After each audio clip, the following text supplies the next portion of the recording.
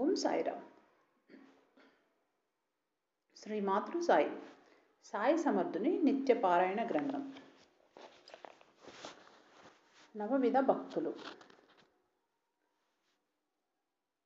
ఇంతకుముందు అధ్యాయంలో మనం పుస్తక జ్ఞానం ఎందుకు పనికిరాదని, నిజమైన భక్తికి అర్థాన్ని తెలుసుకొని ఆచరించడమే భక్తికి మూలమని తెలుసుకున్నాం.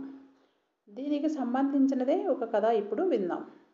ఇంతకుముందు కథలో పుస్తక పాండిత్యంతో అంతా తెలుసుకున్నానని నానా అనుకుంటే, ఇప్పుడు ఈ కథలో పూనాలో ఉండే అనంతరావు పాటంకర్ అనే అతను ఎన్నో పుస్తకాలు చదివి పాండిత్యాన్ని సంపాదించినప్పటికీ అతనికి శాంతి లేదు.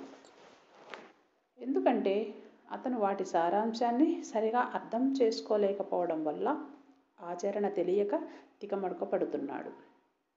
ఈ కథలోని వివరాలు ఇప్పుడు తెలుసుకుందాం. అనంతరావు పాటంకర్ అనే పూనా నివాసి షిరిడి బాబా దర్శనానికి వచ్చి బాబా దర్శనంతో ఎంతో తృప్తిని, ఆనందాన్ని పొందాడు. అతను తన సమస్యను బాబాకు ఈ విధంగా వివరించాడు. అతను వేదాంతాలను చదివినా కూడా అతని మనస్సుకు శాంతి లేదని, అతనికన్నా పుస్తక జ్ఞానం లేని నిరాడంబర భక్తులు ఎంతో నయమని, చదివిన పుస్తకాలలోని సారాన్ని గ్రహించలేకపోవడం వలన ఆచరణలో పెట్టలేక అశాంతికి గురి అవుతున్నానని, కాబట్టి బాబా దయతో కాపాడి తనకు శాంతిని ప్రసాదించాలని ప్రాధేయపడ్డాడు. అప్పుడు బాబా అతనికి సూటిగా కాకుండా సూచనప్రాయంగా నవవిధ భక్తుల గురించి చెప్పారు. అయితే పాటంకర్ దానిని కూడా గ్రహించలేకపోవడం వలన అక్కడే ఉన్న దాదా కేల్కర్ను బాబా చెప్పిన దానికి అర్థం చెప్పమనగా, కేల్కరు బాబా ప్రేరణతో బాబా చెప్పిన దానికి అర్థాన్ని పాటంకర్కు అర్థమయ్యే విధంగా ఇలా వివరించాడు. నవవిధ భక్తులలో ఏ ఒక్కదానిని ఆచరించినా భగవదానుగ్రహాన్ని పొందవచ్చునని బాబా పాటంకర్కు సూచించారని కేల్కర్ చెప్తూ ఆ నవవిధ భక్తులను వివరంగా చెప్పాడు. శ్రవణము. భగవంతుని గురించి కథలను, లీలలను వినడం, భజనలు, కీర్తనలు వినడం ద్వారా భగవంతుని తెలుసుకోవటం. 2. కీర్తనము. శ్లోకాలు, స్తోత్రాలతో భగవంతుని ప్రార్థించడం, అంతేకాక భజనలు, నామస్మరణలతో హరికథలు, కీర్తనల ద్వారా భగవంతుణ్ణి స్తుతించటం. 3. స్మరణము. పైన తెలిపిన పద్ధతుల ద్వారా భగవంతుని గురించి తెలుసుకున్న దానిని గుర్తుంచుకొని సదా ఆ ధ్యానంలో గడపడం. 4. పాదసేవనం. మనం పట్టుకోవలసినది భగవంతుని పాదాలు కాబట్టి ఆ పాదసేవ ద్వారానే భగవంతునికి దగ్గరవ్వడం. 5. అర్చనము. మన మనస్సుకు నచ్చిన విధంగా భగవంతుణ్ణి అలంకరించి పూజించుట ద్వారా ఆయనను మెప్పించడం. 6. నమస్కారము. ఈ సాష్టాంగ నమస్కారములోని భావం ఏమిటంటే, మనం పూర్తిగా మన గర్వహంకారాలను ఆయన పాదాలపై నుంచి ఆ భగవంతునికి శరణాగతి పొందడమని భావం. 7. దాస్యము. ఈ శరీరం ఉన్నదే భగవంతుని సేవ కొరకనే భావనతో మనకు తెలిసిన సేవను ఒక యజమానికి సేవకుడు చేసే సేవలాగా దాస్య భావనతో ఎంతో వినయంగా, నమ్రతగా సేవించుకోవడం. 8. సఖ్యత్వము. గురు శిష్యులన్నా, భగవంతుడు భక్తుడన్నా దూరం పాటించవలసి వస్తుంది.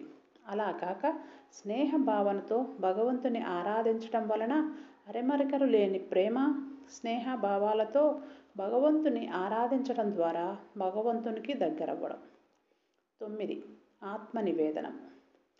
తాను వేరు, భగవంతుడు వేరనే భావన పోయి భగవంతునికి సంపూర్ణ శరణాగతి కావడం ద్వారా భగవంతునిలో ఐక్యమవ్వడం. ఈ రకంగా దాదా కేల్కరు నవవిధ భక్తుల గురించి వివరంగా చెప్పి పాటంకర్తో వీటిలో ఏ ఒక్కదానిని మనస్ఫూర్తిగా ఆచరించినా కూడా భగవంతుడు సంతృప్తి చెందుతాడని చెప్పాడు.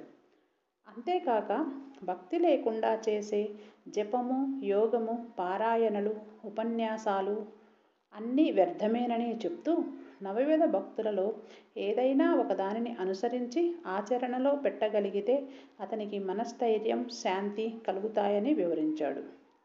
తరువాత పాటంకర్ బాబాను దర్శించినప్పుడు కేల్కరు చెప్పినదంతా యథార్థమని, దానికై ప్రయత్నించమని పాటంకర్కు చెప్పారు.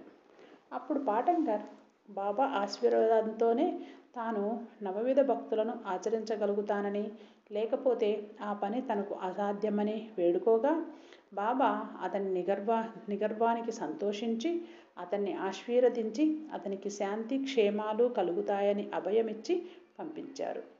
ఈ రకంగా పాటంకర్ తనకు కలిగిన అనుమానాలను తీర్చుకోవడమే కాక, బాబా ఆశీర్వాదం వలన వాటిని ఆచరణ ఎలా పెట్టాలో తెలుసుకున్నవాడై శాంతి సౌఖ్యాలను పొందాడు.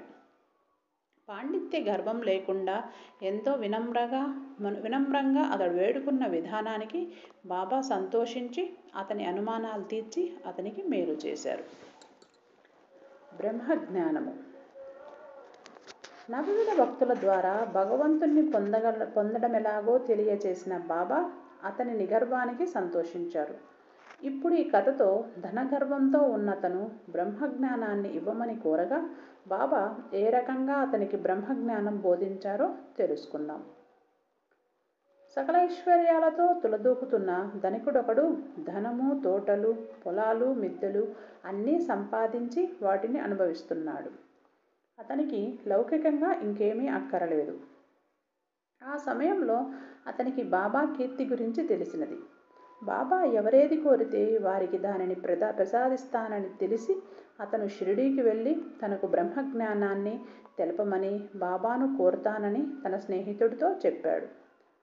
అప్పుడు ఆ స్నేహితుడు అతనితో బ్రహ్మజ్ఞానం పొందడం అంత సులభమైన పని కాదని, ముఖ్యంగా ధనాశ, ఐశ్వర్యాలున్న వారికి బ్రహ్మజ్ఞానాన్ని గురించి మాట్లాడే అర్హత కూడా లేదని, దానిని పొందడానికి కావలసినవి విరక్తి, వైరాగ్యాలని, అవి లేని అతను బాబాను ఈ కోరిక కోరడం సమంజసము కాదని హితవు పలికాడు.